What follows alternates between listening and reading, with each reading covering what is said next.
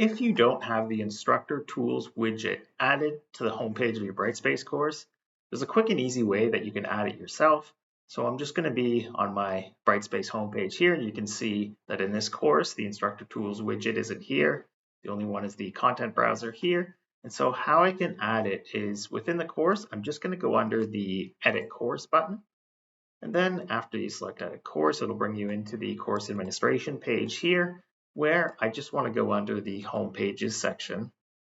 And it's going to tell me here that the active homepage for this course is the NBCC Designer homepage, which is this one right here. You can also find it if you scroll over. You can see the one that's active for the course.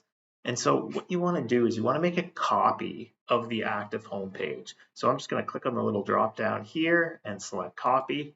And so it's going to make a copy right here. So that copy, what I want to do is I want to select it. So I'm just going to click on it with my mouse and it's going to bring me in here. You can rename it if you want to. We're just going to scroll down. The important section here is the widgets right here.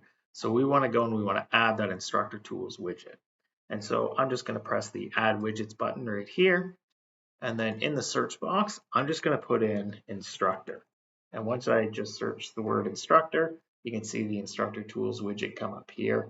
I'm just going to select it right here. I'm just going to click it, press the Add button. So it's going to add it to my course homepage right here. And so I'm just going to do a save and close. And so the very last step and the most important step is once you've done that, you need to make the new homepage that you just created the active one for your course. And so how you would do that is where it says active homepage here. You're just going to change it to whatever the homepage you just created was. So in my case, it's the NBCC Designer homepage copy. Select that.